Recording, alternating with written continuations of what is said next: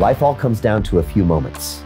This is one of them. DeFi is the future. It's a blockchain-based form of finance that doesn't rely on central financial intermediaries, such as brokerages, exchanges, or banks, or any traditional financial service companies. I worked for these institutions for nearly 2 decades. I was a banker, I was a broker, and we spent our entire day finding creative ways to rip the customer off. That means you, that means corporations, that means countries. That's all we did every single day. I see DeFi as ultimately being about freedom, your freedom to make your own choices and to really understand your own money better. I spoke with some of the pioneers when it comes to the cryptocurrency and DeFi space, and now I'm putting it all together. That's why today I'm announcing the creation of our DeFi Academy, where you can learn this market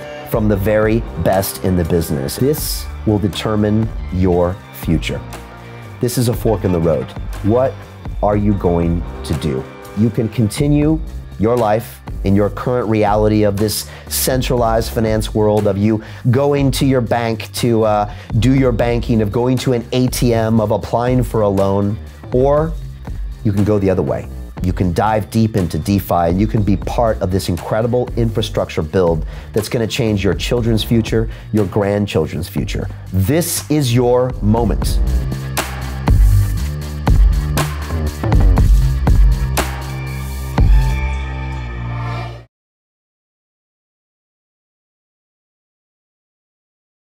Welcome to DeFi Real. My name is Brian Rose, and this is our brand new program covering everything known as DeFi, or decentralized finance, which is a $9 trillion marketplace. And today, I'm going to be talking about how to profit from what I'm calling the greatest dislocation of wealth in human history. In fact, Forbes magazine recently said, quote, "This will shift the structure of the whole financial system at a macroeconomic level."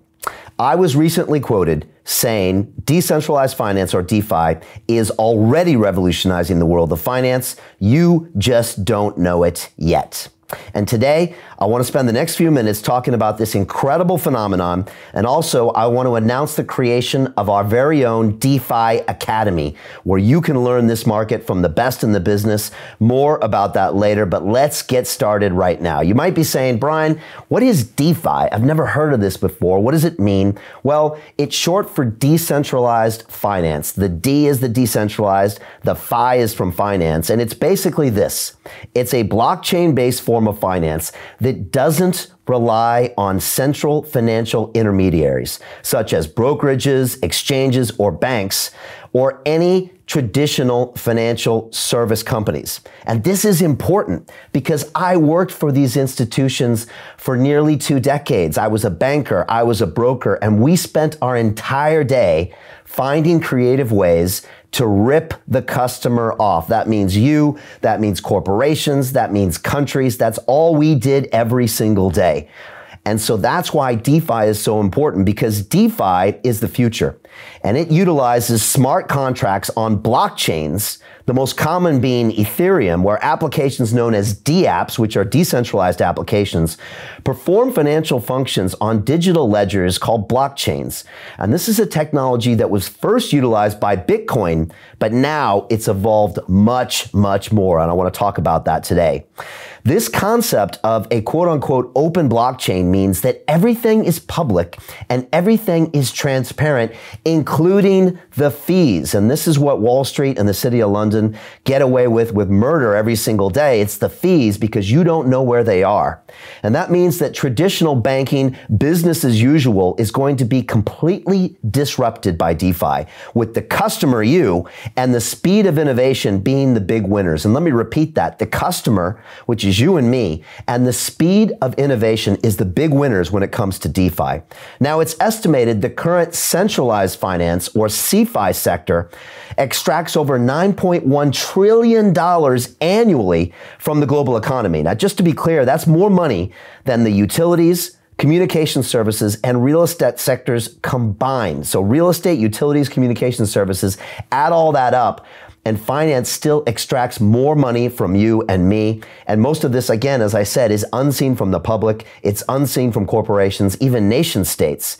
There's at least $9 trillion annually just waiting to be disrupted and redistributed on a mass scale, which means the following. No more shady middlemen. No more bankers ripping out huge spreads because of a lack of transparency. No more banks keeping their customers in the dark when it comes to dangerous risk exposure.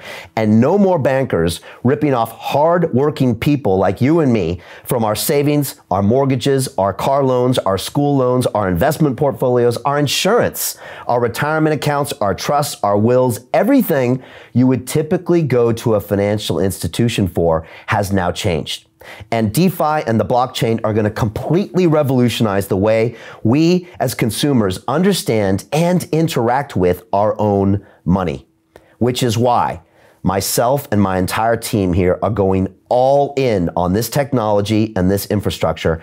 And we plan on spending the next 10 years teaching, broadcasting, understanding, educating, investing in, profiting from, and transforming this incredible new marketplace. I couldn't be more excited. We've been working on this for weeks and months, and I want to answer as many questions as I can for you today. So let's get started. First of all, you're probably saying, Brian, is DeFi the same as trading cryptocurrencies? And the answer is no.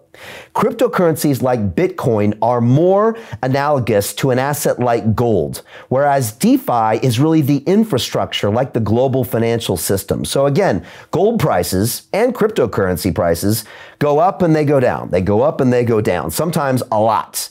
But the global financial system always stays present, and it usually gets better. We've had credit cards, we've had ATM machines, we have online banking. It usually progresses, whereas the assets themselves go up and down.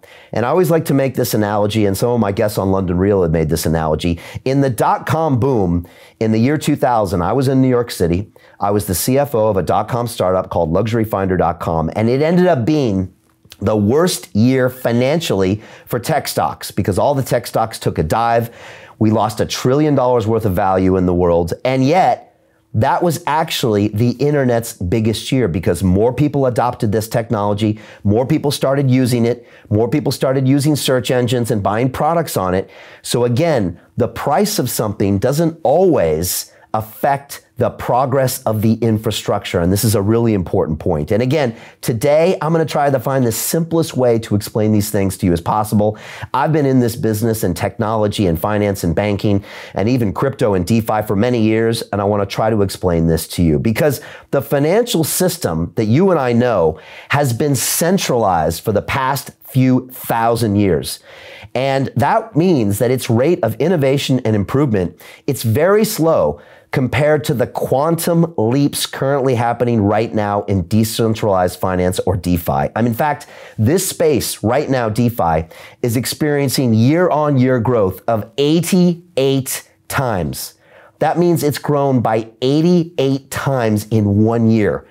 I don't think I've ever seen anything like that in my history on the planet. Even when I was in the dot-com startup boom, we didn't see something growing by 88 times. It's just unheard of.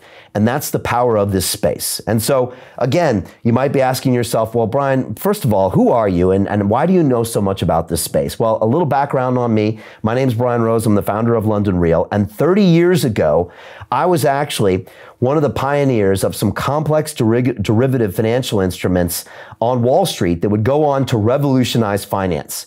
And I still remember being there back in 1993 on the trading floor of Bankers Trust. It was right next to the World Trade Center. And I was working on these super complex financial derivatives. And they had just recruited me from MIT because that's where they found these rocket scientists. And they found engineers like me and physicists and scientists. And they got our brain power and they plugged us into these financial services. And we started cooking up the most financial complex products that had ever been seen by the market. I mean, we made things that no one had ever conceived of in their wildest dreams. And it was incredible to be a part of that. And I saw so much. And what I'm seeing right now in DeFi, reminds me of what I saw 30 years ago in the derivatives market of Wall Street. And I want to talk about that today. And so again, a little bit of background on me. I'm from California originally. I love science and engineering. I went to MIT to study engineering. My first job was at Ford Motor Company.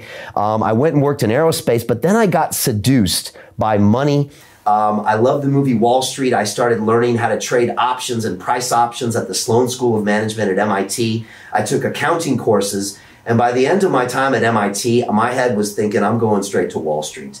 I thought it was fascinating. And what I liked about finance is it was real world. When I worked at the Aerospace Corp, I was working on a satellite that wasn't going to be launched for 10 years. When I was working at Ford Motor Company, I was working on an emissions device that wasn't going to come out for 8 more years. With finance, you can really test your theories in real time. And so that's why I moved into New York City and I started working for a place called Bankers Trust. And we were one of the best when it came to complex derivative financial instruments. And we could cook up pretty much anything you wanted. We could put it on balance sheet, off balance sheets. We traded digital options. We traded synthetic stocks. We traded everything under the sun. And it was incredible to be a part of that. And I thought that was a once in a lifetime phenomenon. Now, later I moved to London and I was involved in the beginning of the credit derivatives market here in London. I actually brokered one of the very first interdealer credit derivative swaps in 1997 in London. But I thought all of this was going to be a once in a lifetime experience. I thought I had seen really probably the very beginnings of a complex phenomenon in finance that would never be seen again. And it turns out I'm wrong.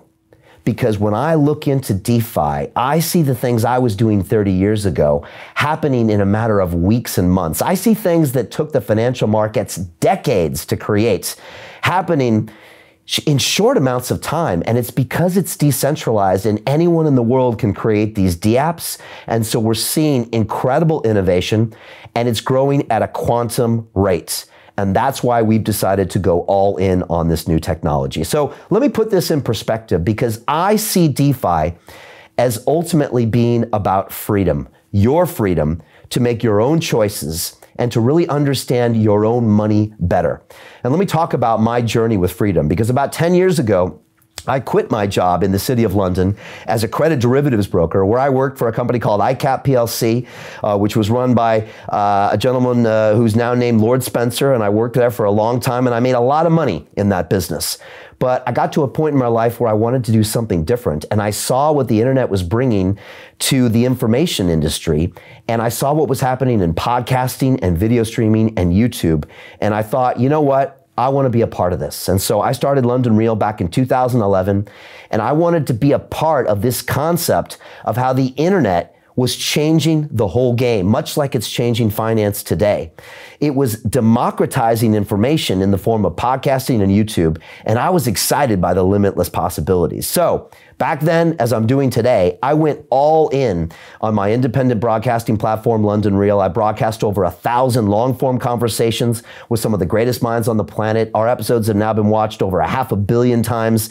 And I got firsthand knowledge on what decentralized broadcasting meant. And it meant that I could innovate. It meant that I could do things differently than a television channel or a newspaper or all of these traditional centralized keepers of information. And we saw how that changed everything. Well, I believe the same thing is happening right now in finance. And so I want to talk about this today because I want you to be in on the ground floor of this incredible phenomenon, and DeFi is where it happens. So let me tell you a little bit about my own experience with DeFi and cryptocurrencies. So as I mentioned, on London Real, I spent the last 10 years speaking with over 1,000 of the most fascinating people on the planet. And guess what? Over the past 10 years, some of these issues came up. We talked about cryptocurrencies. We talked about DeFinance even when we didn't know we were talking about it. And so today I want to play for you a few clips of the early conversations around DeFi because it'll help us understand this space today and it'll help us see where it's going to go. And that's what I find really exciting. So back on May 16th of 2013, I hosted Max Kaiser on my show. And Max Kaiser at the time was in London. He was hosting his Kaiser report on Russia Today.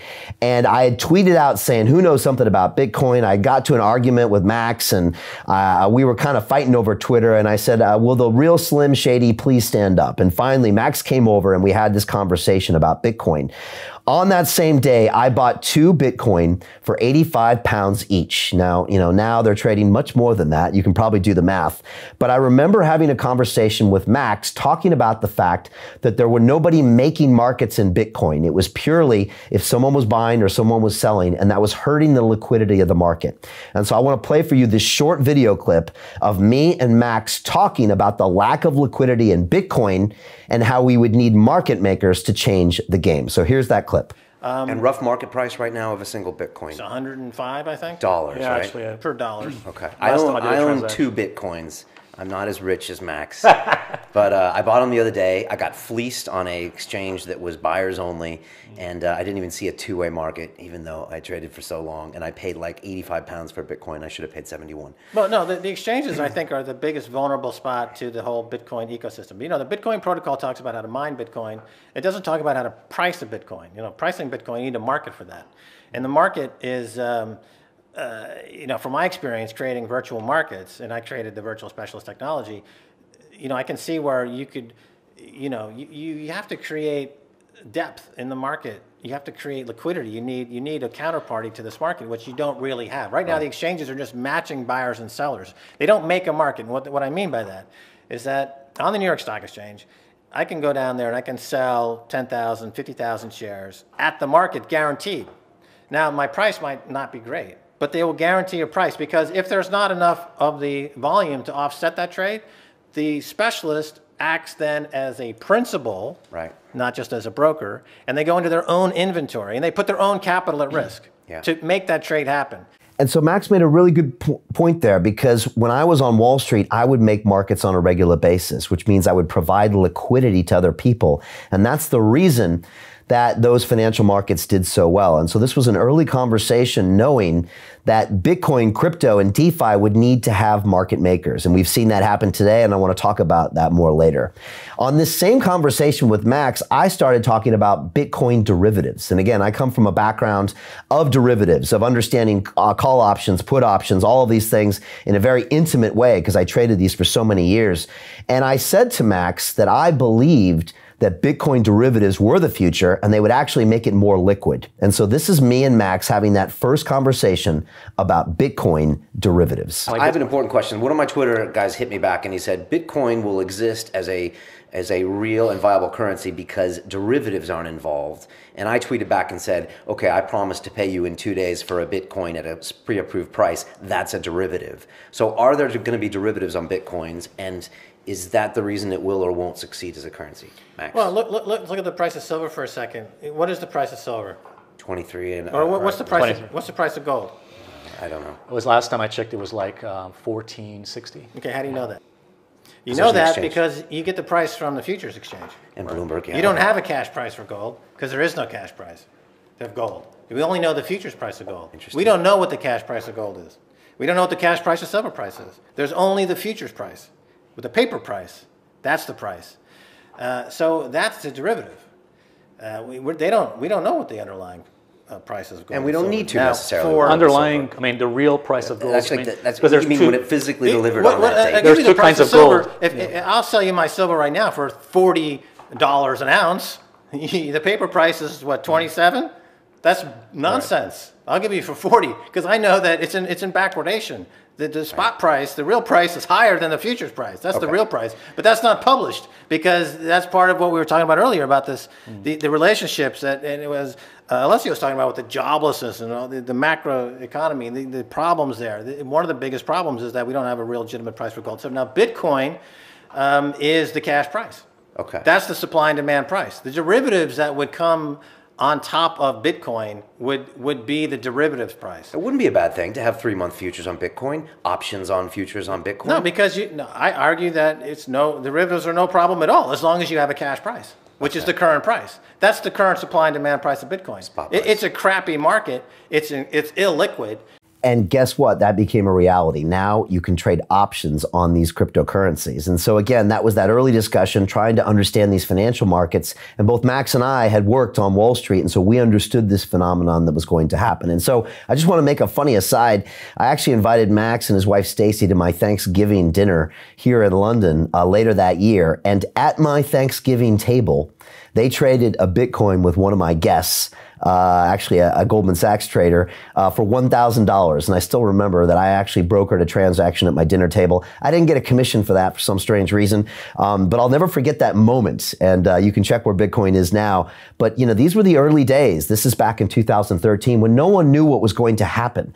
But again, it's important to understand what people were thinking then because we can tell what's going to happen in the future. And I want to play next a video of me having an interview with John Collison. He's one of the founders of Stripe. Now, his company, Stripe, is now worth over $100 billion. But back in 2013, I asked John about this emerging technology, Bitcoin, that of course is one of the components of the DeFi space.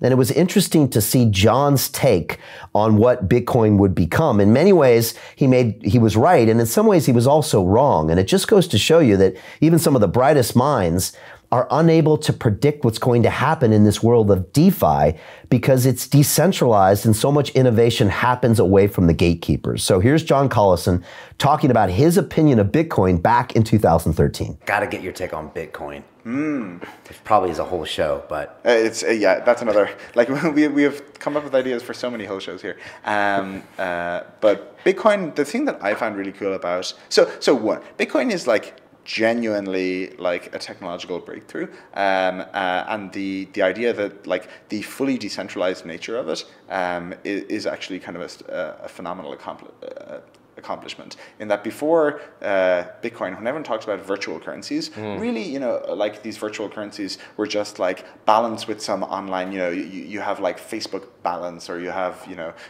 e-gold balance, or you have, all these services, you have paid them money and they give you a gift voucher. And so there was nothing like that special or interesting about it. Like the thing that's phenomenal about Bitcoin is that you hold these Bitcoins, and like so long as like there are people in the world who trade Bitcoins, you can trade them with them and no one can stop you trading with them. e-gold can go out of business, or Facebook can go out of business, whereas in Bitcoin it's not that anyone's going to go out of business. You have these and you can trade them with people, and there are no intermediaries. And so that is legitimately a very major breakthrough. At the same time, Bitcoin is still pretty early in its history, and so I think there's a lot of questions around, if it ends up being so highly regulated that it's just not that useful, it's no better than credit cards, then I think that might stopper its growth a bit. But the thing that's really interesting for me actually about Bitcoin is the access component, where anyone, anywhere can get Bitcoins. And so if you're a site accepting Bitcoins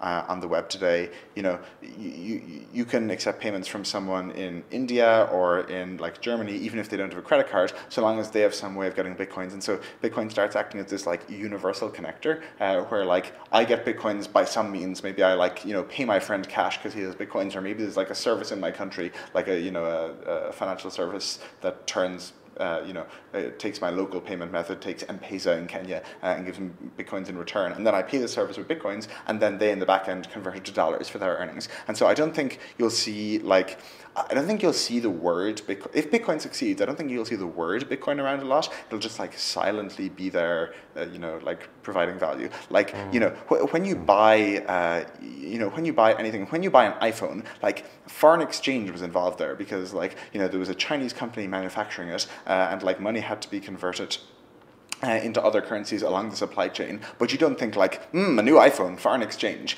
And so similarly, when you're doing an online payment, even if Bitcoin sits underneath it, I don't think you'll be like thinking about Bitcoin, or I don't think the word Bitcoin will even play there. You might just have it, what if, you were paying for something and like it was silently being converted to Bitcoin and then like converted back on the other end. I think that's in the success case of Bitcoin is like a world where no one really talks about Bitcoin. Interesting to hear John's thoughts on that, because he's already implying some of the future implications of that infrastructure, whereas an iPhone itself, you might not think, has all sorts of underlying financial instruments, in the making of that piece. And so it's kind of a nod to what DeFi would soon become. 2 years later, I hosted Andreas Antonopoulos, which I used to call Bitcoin Jesus. He was one of the early adopters and early educators, and still is to this day, when it comes to all things crypto and DeFi. And I had many, many in-depth conversations with Andreas, hours and hours. And he was basically explaining this emerging technology, but we didn't know what it was going to become.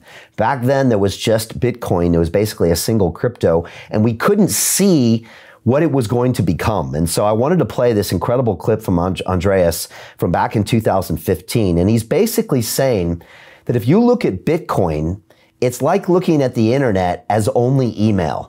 Now, back in the early 90s, all the internet was email. And so we hadn't yet seen a browser. We didn't know what else it was. So if you had said, oh, email, that's not very exciting. But knowing that it could be so much more, we've watched the internet come into this grand piece that infects everything in our lives. And Andreas, even back then, was making this same comparison that Bitcoin is email, and we are now talking about the internet of money. And so let me play this short clip of Andreas Antonopoulos. The easiest way to explain it is this. If you are introduced to the internet in 1992, you may make the obvious mistake of assuming that email is the internet. And for a very long time, email and the internet are indistinguishable. And it's not until 95 that the web comes along. And when you have two major applications on the platform, that allows you to see the platform. Until then, when there's only one application, you confuse the application and the platform. Bitcoin, the currency, is email. It's not the real invention. It's the first application of that invention. So Bitcoin as a whole is not just money for the internet. It's the internet of money. And currency is just the first application on the internet of money. And there is a whole set of applications that we can build on top of that. So when I read the paper, that's what I started realizing. This is a platform, and on top of it, you can build decentralized trust mechanisms, and currency is the obvious first application. And that alone is huge. Don't get me wrong, it's absolutely huge, but it's not even the beginning. And you can already see there 6 years ago, Andreas says decentralized trust applications. He's not saying DeFi, but he's already saying, look, Brian, there's a lot more going on here, and there's a lot more that's going to happen in the future. Unfortunately, we were stuck in this myopic frame point, looking at the internet as if it was email, looking at DeFi as if it was just Bitcoin. And so we're watching the price of Bitcoin go up and down, and we're thinking, is this it? This is interesting, but this doesn't look like it's going to revolutionize finance or change my life. And yet Andreas was saying this was going to come. And I want to talk more about that shortly. The next thing I asked Andreas about was the price of Bitcoin. And we've always seen Bitcoin go up and go down. It goes skyrockets and then it crashes. And it has continued to do so from its existence. And Andreas explained this to me very well when I asked him about this. And he said, Brian, the price is the least important thing about Bitcoin.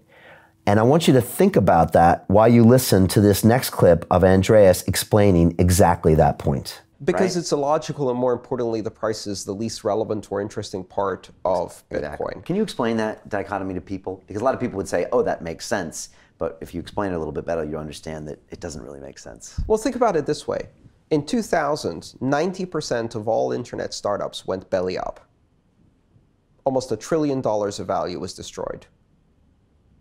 And that was the internet's best year. Why? Biggest year for growth. Because that's when you started really seeing the web take off, and the utility and adoption all hit these inflection points with the real explosion in mobile, the beginning of smartphones and mobile internet. The web had finally taken hold and was beginning to get serious attention from business. And all of the first generation internet startups blew up. But what really happened is in the last 2 years of that bubble, the internet became entrenched in everybody's life. 2000 was simultaneously the internet's death and its rebirth. And so, but that is capitalism. That process of creative destruction and rebirth is the process that creates tremendous innovation and attention for things. Bitcoin has now gone through 4 bubbles like this. And in fact, everybody knows about the November 2013, went up to $1,000, crashed down to 230. We're at 270 now. Yeah. But what people don't know is that that's not the biggest bubble Bitcoin has ever had. 2 years before that, Bitcoin shot up to $30 and crashed to 25 cents. And in relative terms, that was a bigger climb and a much bigger drop. And it took almost 2 years to recover from that. And that was its second biggest bubble, because the really big bubble was when it went from 1/1000th of a penny to $1. Right. And at $1, that was the real birth of Bitcoin, because parity was almost considered unattainable. The dollar per Bitcoin was like a holy grail dream. Right, because it started off as worth basically zero in an idea. Absolutely. And the idea that you can bootstrap a global currency from nothing was in itself a ridiculous idea. So when you hit dollar parity, you've proven that you can bootstrap a global currency from nothing, and that's never happened before. To then say that the Bitcoin is dead because it's at 260, if you go back, the idea that it could ever reach 260 was insane. And by the way, we're not done. We've got at least 3 or 4 more bubbles. Right. Bitcoin is not going to now be steady, because every time attention shifts back, it blows another huge rise. Right. And because there's not enough to sustain that rise usually, it will then revert and crash down again. This is a roller coaster. It's going to continue to be a roller coaster for 3 or 4 years, just like the internet was. The big difference? The internet didn't have a single stock price that everyone could pay attention to. So it's both a blessing and a curse. Right. It's a blessing because as an investment vehicle, by attracting people to speculate on it, it's generated a lot of attention when it goes up. It generates a lot of investment in Bitcoin companies, and a lot of the early Bitcoin millionaires, if you like, were able to reinvest their Bitcoin into startups. But at the same time, double-edged sword, every time it crashes, someone writes an obituary for Bitcoin. They're like, Bitcoin is now dead. By the way, there's a site called bitcoinobituaries.com where you can read 150 obituaries written since 2010, all of which are not true. And I'm guaranteeing you there are going to be 2 to 3 more years of obituaries being written about Bitcoin. And so there's Andreas talking about the 150 obituaries written saying Bitcoin is dead. And this is back in 2015. He's talking about Bitcoin prices of $1, of $260. Now we know where Bitcoin has gone from there, and we know there'll be many more obituaries written about Bitcoin. And his point is this: that doesn't matter. The price of the Bitcoin is not what matters. It's the adoption, and it's all the infrastructure that comes on the back of that. So we can expect much more price volatility in Bitcoin, but what we're talking about here is decentralized finance. This is the infrastructure, the building blocks of your future relationship with money. And let's be honest here, money and your relationship with money, it affects every single part of your life. Every single daily activity has some type of transaction to it. And if we can find a way to decentralize it, it's literally going to change the way that you live your life. And I want to play a couple more clips from you. I want to play one more from Andreas because he's got an incredible way of articulating how this stuff makes a difference to actually our humanity and our lives and our freedoms. And that's why I've been talking about cryptocurrencies and DeFi in some way, shape, or form for the past 8 years on London Real, because it's about freedom and it's about how we can live our lives in a freer way, and how we can really control our assets and our money, as opposed to that being controlled by governments, by corporations, by all sorts of other laws and protocols that aren't always in our best interest. And so I want to play this last clip, and this is Andreas explaining what happens when you decentralize finance, because there's 6 billion people in the world right now that don't have access to finance. They aren't able to be able to pick up the phone and buy a stock or trade foreign exchange in Tokyo, or get a loan for their car. There are people out there that don't have any finance whatsoever. Imagine if we could give them access to these markets. Imagine if every single one of these billions of people could get microloans, could get insurance contracts, should be able to borrow, to lend, all of these things. It would cause a rate of growth that's almost hard to fathom. And this is Andreas going a bit deeper of how Bitcoin and DeFi is going to change the world. It all goes back to this fundamental question. We live on a planet with 7.5 billion people, and 2 to 4 billion people are completely cut off from finance, and almost 5 to 6 billion people are cut off from international finance. What happens to the world economy when you bring 6 billion new people online, people who are productive but disconnected? What happens to their lives? What happens to poverty across the world when you can extend financial services, opportunity, credit, liquidity? Like, even if you're in a developed nation today, where can you invest your money? Nowhere. There is nothing you can invest money in today. The real estate market is a huge bubble. You can't buy cars because that's a huge bubble. Student loans are a bubble in the US now, right? There are no investment outlets because nothing is productive. What about if you're investing in 1 billion people who are in poverty? And I could take £1,000, split it into 1,000 microloans, and join together with 1 million investors to fund those microloans. What happens then? Direct, no banks, no intermediaries, no overheads, no costs. Direct funding, developed world to developing world, person to person. From my smartphone in Trafalgar Square to a Kenyan farmer's text messaging phone, which they can then use to buy seed or stock up a small store or start a sewing business or buy a scooter and use it as a taxi service for a rural environment. That is where Bitcoin's possibility really is.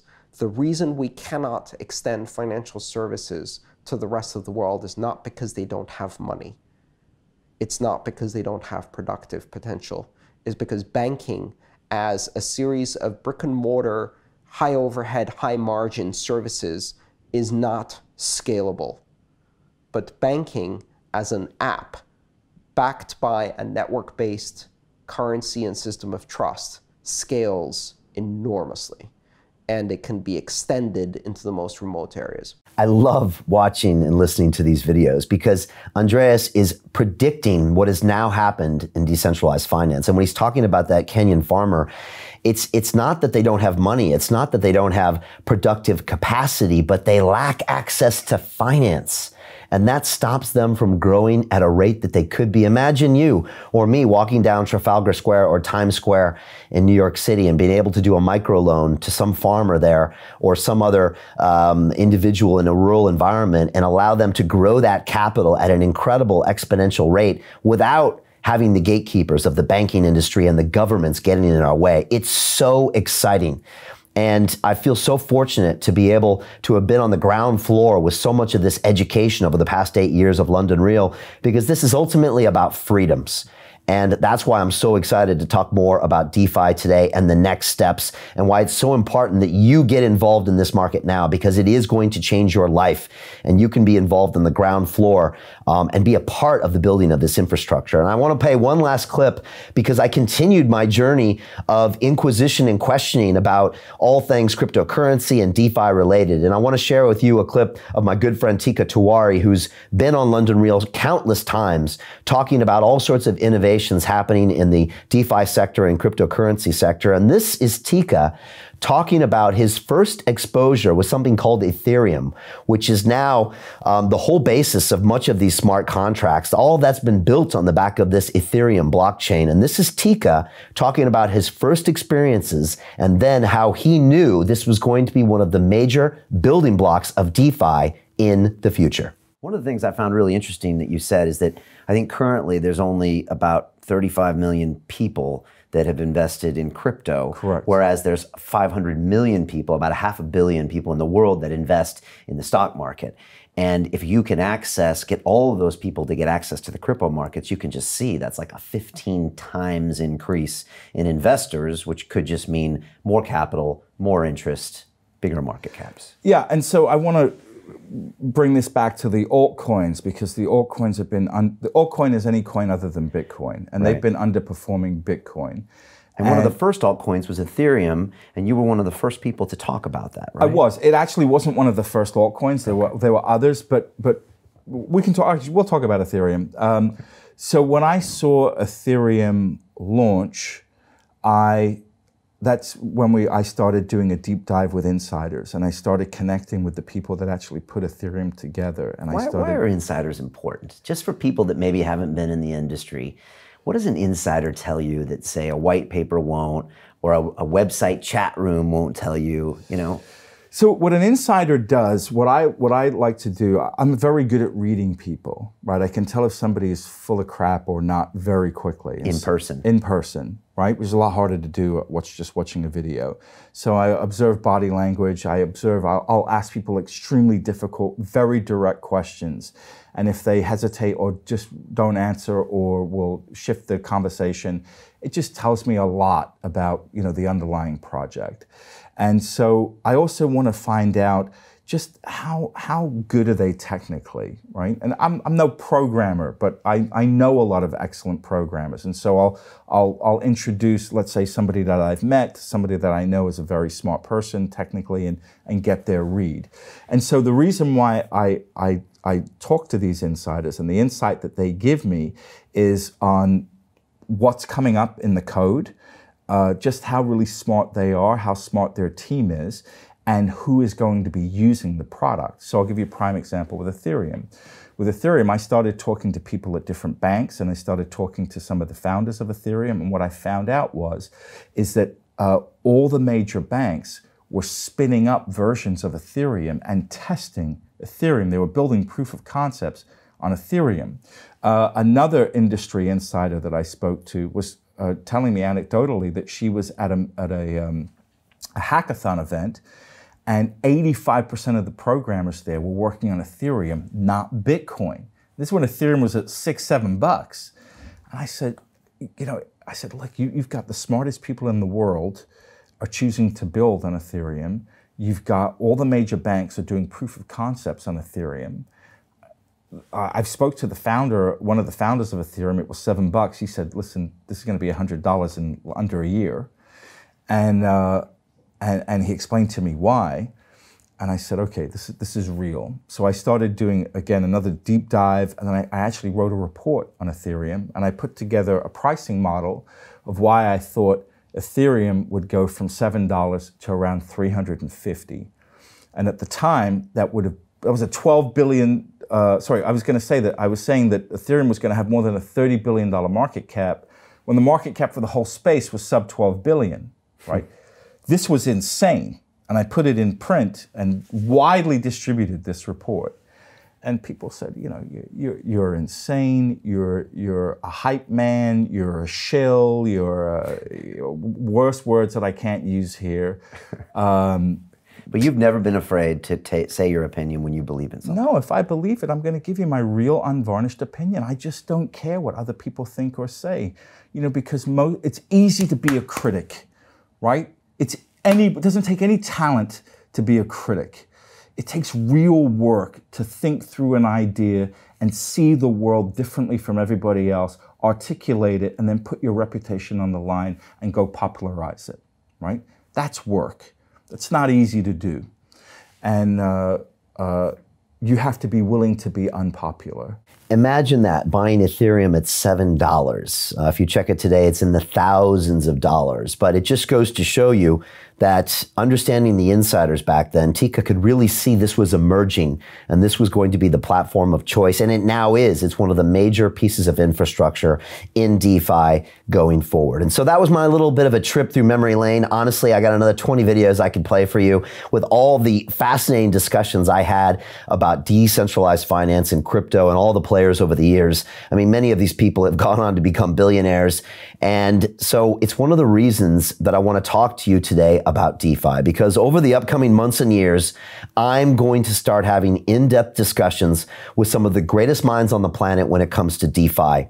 And we're going to help construct the future of finance. I want to give more people freedom, and I want to cut out the middleman. I want to get rid of these centralized financial institutions because I've worked in them and I see the long-term damage they are doing to this world. And when you completely decentralize everything, and what we're seeing right now is that you get so much innovation so much faster. And I couldn't be more excited. I feel like 50 years of my life has been preparing me for this moment. And it might sound strange to you, but I studied technology, I studied science, I studied engineering. Then I studied finance. Then I put engineering, science, and finance together on Wall Street with some of the most complicated and innovative derivative trades of the time in the 1990s.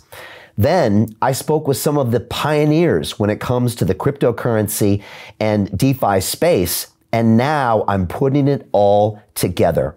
And that's why today I'm announcing the creation of our DeFi Academy, where you can learn this market from the very best in the business. And if you want, you can join me, and I'm going to teach you how to profit from the greatest dislocation of wealth in human history. This is an incredible time. I couldn't be more excited about it, but let me be clear.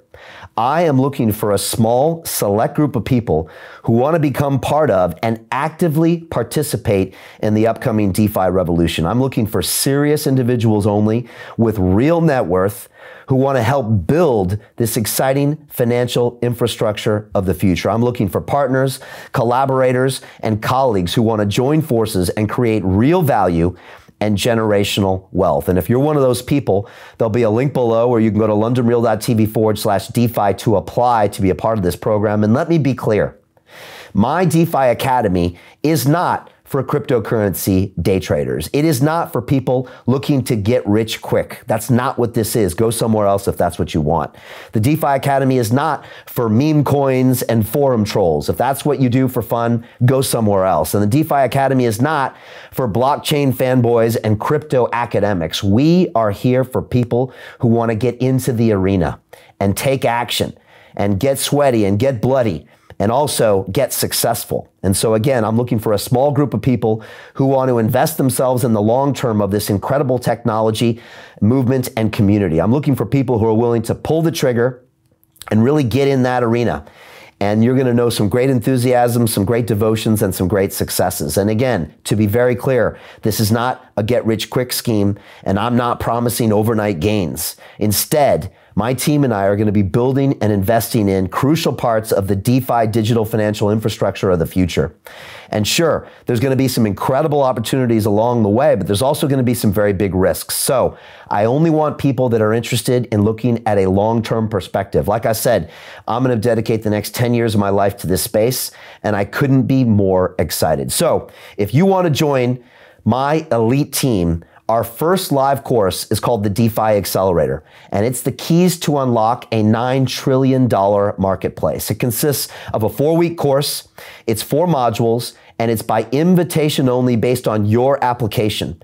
And I'm doing this for the following 3 reasons. First of all, the insights and perspectives that I'm going to be giving you are going to be extremely valuable, and they cannot be found anywhere else in the world. I'm plugged into this information, and I see it in a way that no one else does.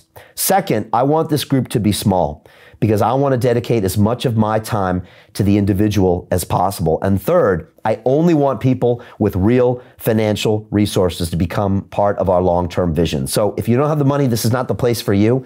I'm looking for people that really want to invest in themselves and invest in the space. So let me tell you a little bit about our DeFi Accelerator. This is the course syllabus. So in Module 1, Week 1, I'm going to go through DeFi Explained. This is decoding the history of this complex marketplace. And from the Bitcoin creation back in 2009, all the way up to Ethereum 2.0 launching in 2021, I'm going to go through how did we get here, And why does this phenomenon represent the biggest dislocation of wealth in human history? Only by understanding our history can we be in a position to predict the future. So we're going to learn the basics of DeFi. We're going to talk about Bitcoin creation back in 2009. We're going to talk about Ethereum creation back in 2015. We're going to talk about the launch of Maker and smart contract evolution. We're going to talk about Ether Delta and the first DEX, which is a decentralized exchange. We're going to talk about the ICO boom and bust of 2017. A lot of us remember that. We're going to talk about the creation of the user to contract model. This was very important. We're going to talk about Uniswap and the creation of liquidity pools.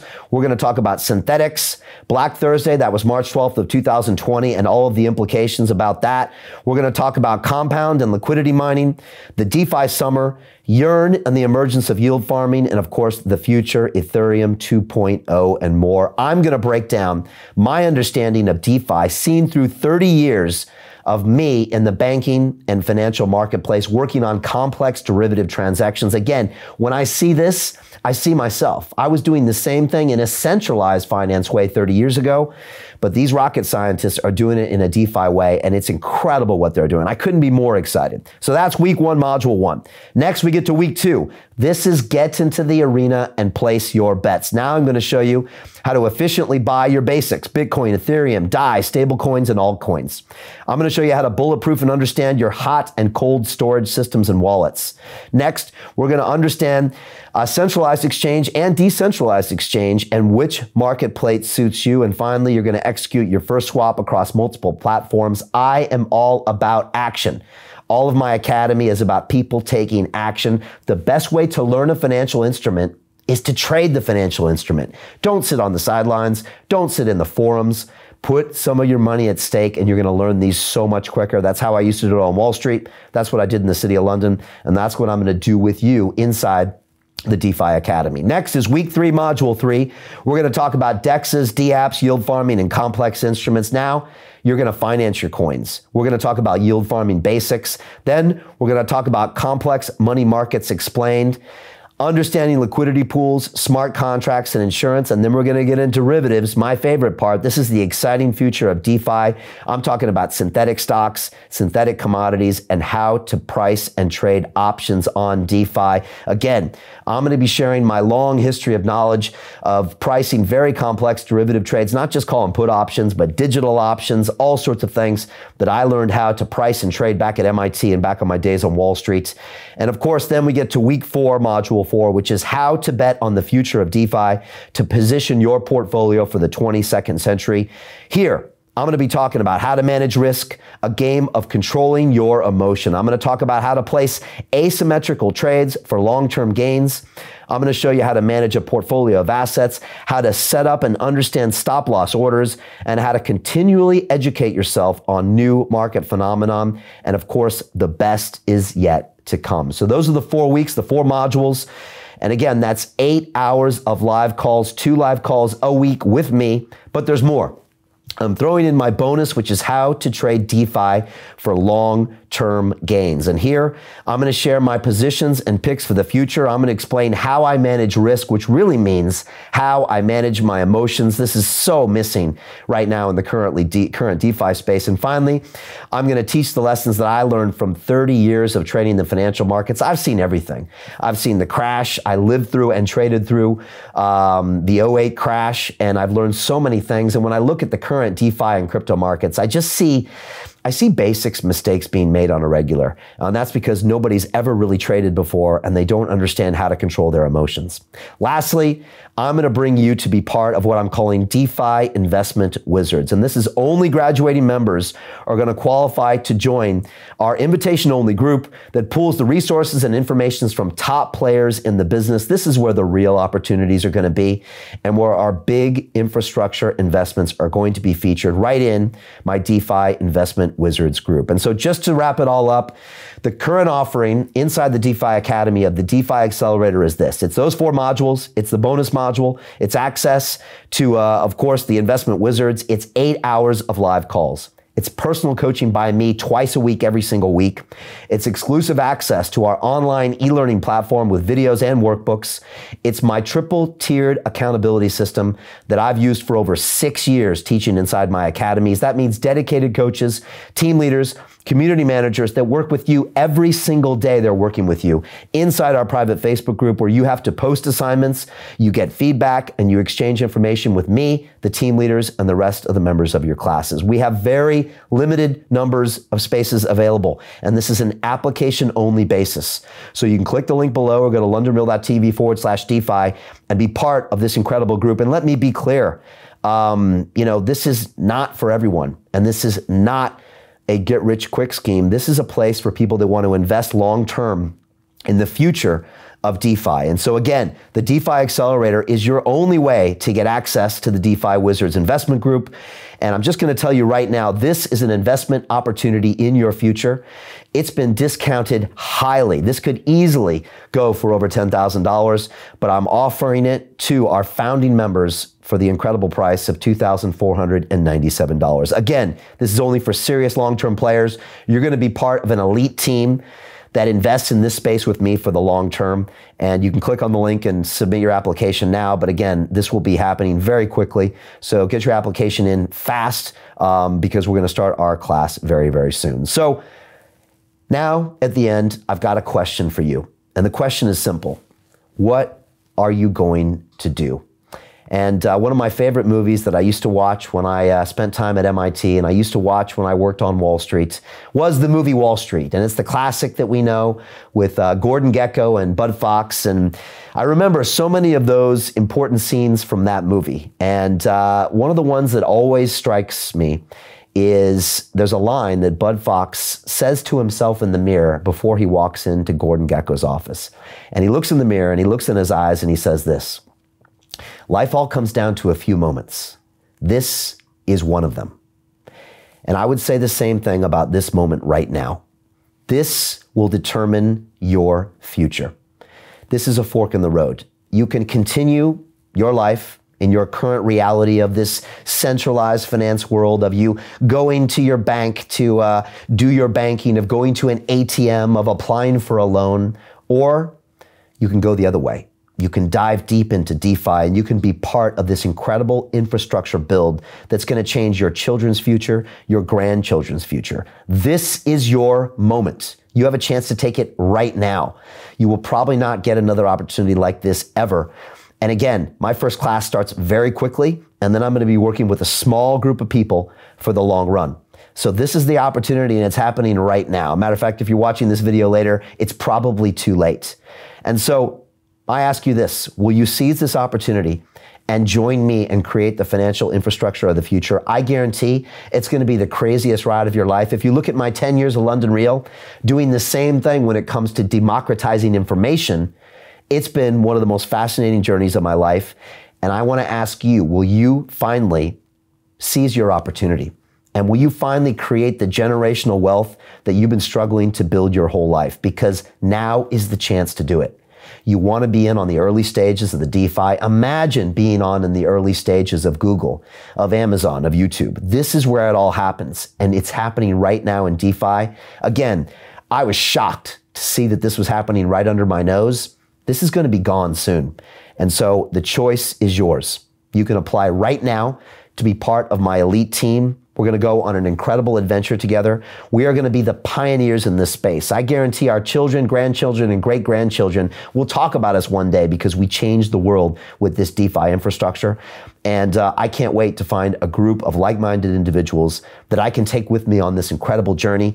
It's going to be incredible. We're going to learn a lot. We're going to create amazing things. There's going to be highs, there's going to be lows, but I guarantee net, this will be one of the best adventures that you ever come on. So as I said, click the link below. Go right now to our DeFi Academy, submit your application and join me on the very first DeFi Accelerator. This is for founding members only, for people that want to join me on this incredible adventure. This is your chance to be part of the future, to be part of a technology that I've never ever seen grow so fast. I've never seen anything like this in my life, and I couldn't be more excited. And I will be dedicating the next 10 years of my life to DeFi, the DeFi space, DeFi Academy, and DeFi Real, which will be my regular broadcasts from this studio, talking to you and speaking with experts in this field. And I can't wait to go on this incredible adventure. So thank you so much. Please share this video with someone who needs it. Please leave me questions below about anything you have in this space, and I'll be trying to answer those over the coming weeks and coming months. And I look forward to you in that very first class inside the DeFi Academy, the DeFi Accelerator. We're going to have an incredible time learning together, discovering and investing and providing an incredible service to the world. So click the link below, submit your application, and I will see you on that very first live call on the DeFi Accelerator. Thank you very much.